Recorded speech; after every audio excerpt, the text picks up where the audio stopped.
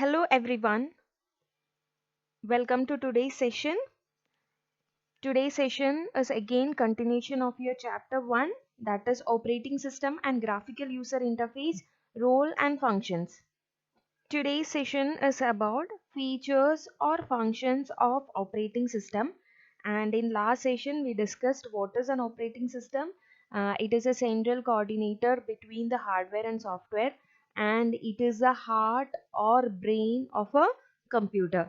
So you know how much heart as well as brain is important for our body. Same way, operating system is very much important for our computer. See some of the features of operating system, and you have mainly 8 features, and they are processor management, memory storage and management, file management, device management, security and protection, enforcement of priority system, provision of user interface, and job control. And we will see all of these 8 features in detail. Next feature is processor management. It is one of the most important functions of an operating system. Imagine that you're working in your PC and you're utilizing the applications like Word and Excel. That is, you're working in the Word and Excel at the same time. Also, you play music too. So at present, there are three processes running by the OS, right? And it will be controlled, managed, and executed by this OS so that all of these functions properly at the same time. It also tries to utilize as many processor cycles as possible for the real time work. So you can see here user 1 and user 2 is running two processes, and two processes will be controlled by this processor management. Whereas here the case is like there are different processes. Okay, first process, second process, third process, and it will be controlled and managed by this processor management. Processor management property of OS. The next feature of OS is memory storage and management. An operating system manages the sharing of internal memory among the multiple applications. That is, since OS can manage different processes at the same time, like Word, Excel, Paint, and even lot more, the memory requirement for each process should be allocated separately so that the all the processes functions well. Okay, and it also takes care of the fact that one process should not consume the memory allocated to the another process. And in this picture, it is clearly given that there are three processes here, and the three processes are allocated with different memory. And here you can see that memory is named with numbers, and even inside the CPU, the memory allocation will be with the numbers, like every people have name. Each memory address will be have its own number. So here you can see that process 1 is having a number that is 2,51,000, and this is 30 lakh. So like that you will be having different numbers for the memory. Your next feature is file management, and this operating system keeps track of information regarding creation, deletion, transfer, copy, and storage of files in an organized manner. And this will be noticed by you, like when you create each time a file, you can name it. Then you can it will be having its own date of creation. You can modify it, and you can put it inside separate folders. You can change from one position to another position, and all these processes are maintained by the OS. That is why it is called as it is having the file management.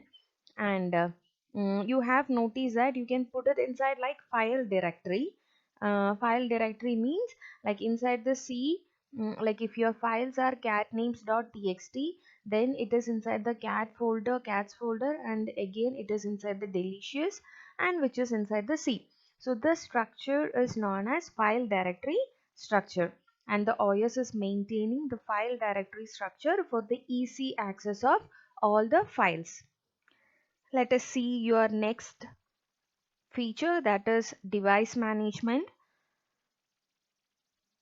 How do you think the peripherals like monitor, keyboard, mouse, printer, and etc., which are connected with your computer system, work? An OS plays a very important role in coordinating and controlling various input-output devices. It receives the request from the devices, performs a specific task, and communicates back to the requesting process. Like when you type a letter M in the keyboard, the OS receives the letter M, then will be processed, and then it gets displayed on your monitor screen. So there is a communication happening between keyboard as well as OS as well as monitor, right? Same way, uh, like when you press a save button on the word or a page, it accepts the request from the mouse click, and it will be proceeded and will get saved, right? So all these communication between the devices are managed by the OS. Feature is security and protection, and the inbuilt security modules of any operating system protect the resources and information stored on your computer system against unauthorized access.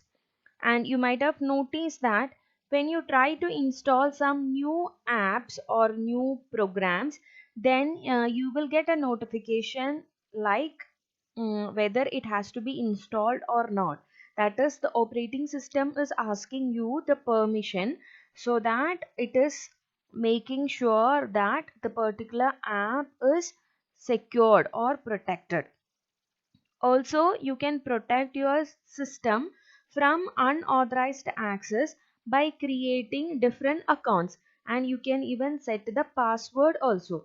And all these features are possible because of the feature security and protection of OS. The next feature of OS is enforcement of priority system, and an operating system determines and maintains a specific order in which various jobs are executed in the computer system. Like when multiple process works together. Now you know what is process. So when multiple process works together, there will be a chance of traffic, and finally makes the system gets hanged. So getting hanged means become still. That is, no functions work in the system, and you might have come across this hanging.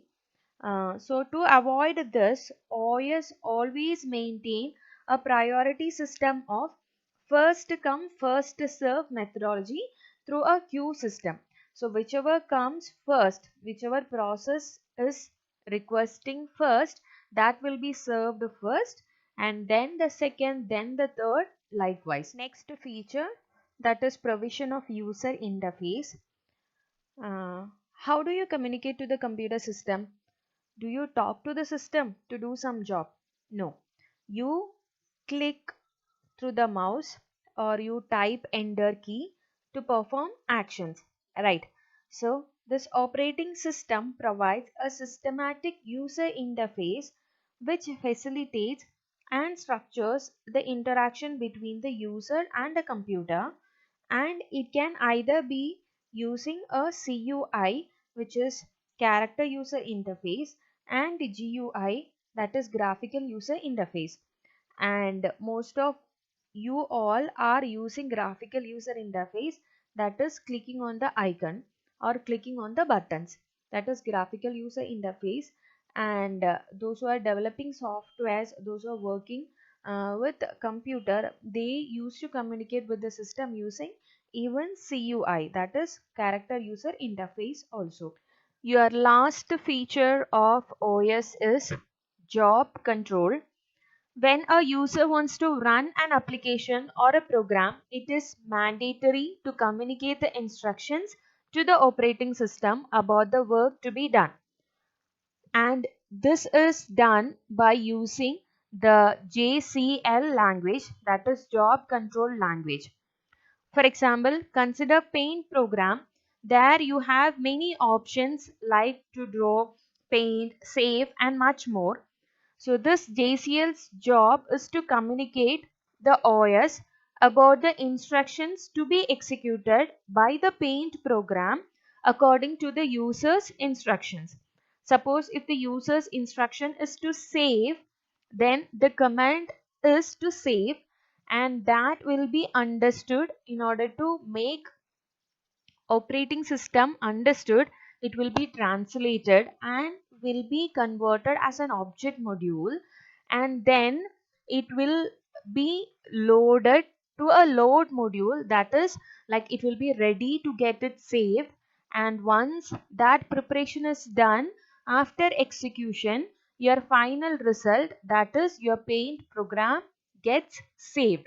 So that is a purpose of job control. So that's all for today's session, children.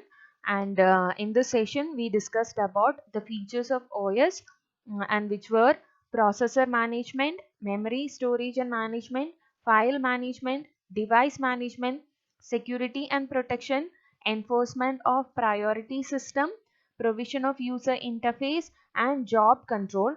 And each and every features of OS are really a very vast topic, but here you have I have explained only the basic things, that is only you have to study this year. So I hope you all understood all of these features. Thank you.